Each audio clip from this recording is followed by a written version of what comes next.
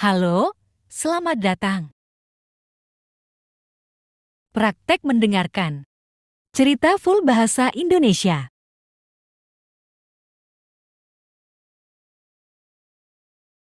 Petani dan burung walet.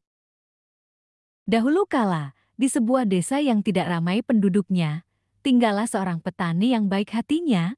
Setiap hari petani itu pergi ke kebunnya. Kebun adalah satu-satunya mata pencaharian petani itu.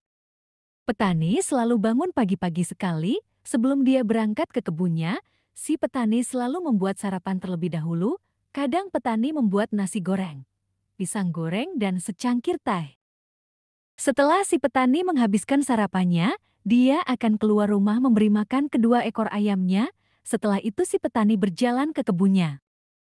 Si petani adalah orang yang baik agamanya. Sebelum dia memulai pekerjaannya, dia selalu berdoa terlebih dahulu. Setelah dia selesai berdoa, si petani mulai memanjat pohon yang tinggi, kemudian memangkas pohon itu. Puluhan pohon jeruk dia kerjakan sendirian. Ketika si petani merasa lelah, dia akan berhenti sejenak untuk duduk dan minum. Kadang-kadang si petani hanya duduk di atas pohon untuk berhenti sejenak. Semua benalu dibersihkan dari pohon karena tidak baik untuk kesehatan pohon, hingga si petani memanjat pohon jeruk yang ada sarang burungnya. Si petani tidak sengaja memotong batang yang terdapat sarang burung. Ketika sarang burung itu terjatuh dari pohon, si petani segera turun dan melihat sarang burung itu. Si petani mengambil sarang burung itu dan melihat di dalam sarang itu ada 3 anak burung yang baru menetas dan 1 lagi masih telur. Seharusnya semua benalu yang bisa merusak kesehatan pohon harus disingkirkan, tapi petani tidak tega jika harus menyingkirkan anak-anak burung itu. Si petani merasa kasihan kepada burung-burung itu. Si petani memanjat kembali pohon jeruk dan meletakkan kembali sarang burung itu. Si petani juga menutup sedemikian rupa agar anak burung terlindungi dan tidak terkena matahari. Sebenarnya pohon jeruk itu masih harus dipangkas, tapi si petani mengurungkan niatnya dan pindah ke pohon lainnya. Beberapa bulan kemudian, ketika si petani baru pulang dari kebun jeruknya, dia sangat terkejut karena begitu banyak burung yang berterbangan di atap rumahnya. Si petani sangat terkejut dan penasaran burung apa yang begitu banyak berterbangan di atas rumahnya, bahkan beberapa burung terlihat masuk ke dalam atap rumah. Si petani mengambil tangga dan memanjat atap rumahnya. Ketika petani dapat melihat dengan jelas burung itu, alangkah senangnya petani ketika dia yakin bahwa burung-burung yang dia lihat adalah jenis burung walet. Burung walet yang dapat menghasilkan obat mujarab dari liur mereka yang dinamakan sarang walet, yang ketika dikumpulkan dan dijual harganya sangat mahal.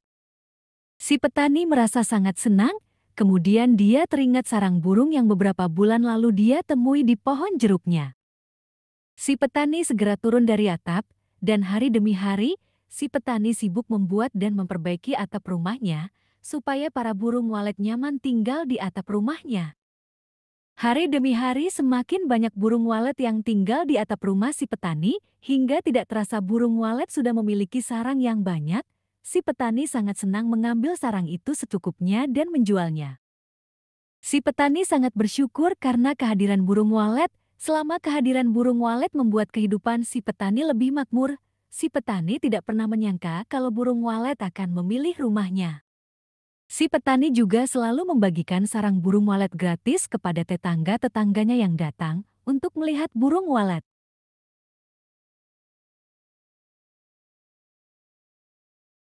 Raja Singa dan Monyet. Suatu hari di sebuah hutan, tinggallah sang Raja Singa bersama hewan-hewan lainnya. Turun-temurun bangsa singa menjadi raja di hutan karena sifat adil dan bijaksana yang mereka miliki, sehingga singa patut menjadi raja. Raja singa sangat adil dalam mengambil keputusan. Tidak ada hewan yang dikecualikan di dalam hutan. Bagi Raja Singa, semua hewan berhak mendapatkan hak mereka masing-masing. Keadilan harus ditegakkan, dan hati nurani yang baik, serta sifat kekeluargaan harus ada di setiap hewan. Itulah keinginan besar Raja Singa kepada kawanannya. Suatu hari, singa ingin menguji rakyatnya yang berada di sekitaran istana, karena beberapa kali raja mendapatkan kabar bahwa banyak hewan yang berbuat tidak baik di luar sana. Mereka tidak jujur, mereka meremehkan hal-hal kecil, mereka berbohong satu sama lain. Informasi itu membuat raja yakin bahwa rakyat yang dia jumpai setiap hari dengan penuh senyuman yang ramah sebagian adalah palsu. Pasti di antara mereka hanya bermuka manis di depan raja saja dan di belakang mereka akan berbuat kejahatan. Raja melakukan penyamaran, dia menggunakan jubah dan menutup sebagian wajahnya sehingga tidak ada yang bisa mengenalinya. Raja Singa secara diam-diam keluar dari istana untuk melihat langsung rakyatnya. Raja Singa mencari tempat yang tepat untuk melakukan pengujian. Akhirnya dia menemukan tempat yang tepat. Dia ingin melakukan pengujian di jalanan yang sering dilewati para hewan. Raja dengan badannya yang kekar dan berotot mengangkat satu batang kayu yang cukup besar dan meletakkan kayu itu di tengah jalanan. Setelah meletakkan kayu itu, Raja Singa segera bersembunyi di balik pohon dan mengamati setiap hewan yang melintas. Tidak lama Raja bersembunyi, melintaslah seekor gajah. Gajah itu terus saja berjalan dan tidak mempedulikan batang kayu yang menghalangi jalanan. Kemudian, melintaslah segerombolan jerapah, dan jerapah-jerapah itu hanya melangkahi batang kayu itu, tanpa berpikir untuk memindahkannya ke pinggir.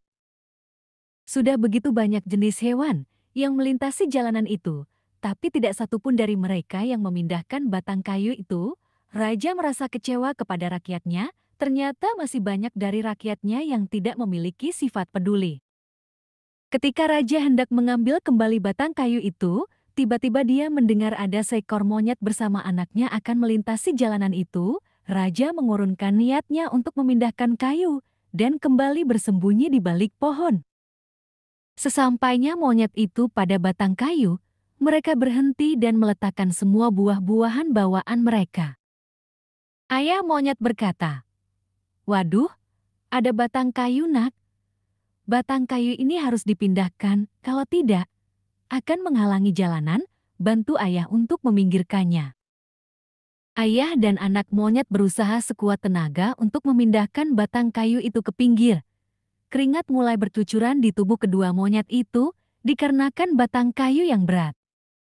Raja Singa berkata, "Ternyata masih ada rakyatku yang mempunyai rasa peduli yang tinggi." Raja Singa yang melihat aksi kedua monyet merasa iba. Dengan sekuat tenaga kedua monyet mendorong, akhirnya batang kayu itu sudah tidak lagi menghalangi jalan.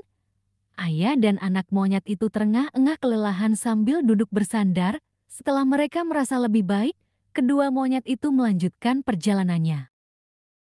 Keesokan harinya, Raja mengumpulkan semua rakyatnya dan menceritakan kejadian kemarin.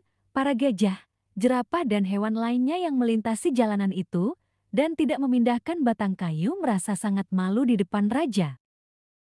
Raja menasehati semua rakyatnya untuk meningkatkan lagi rasa peduli terhadap hal-hal kecil.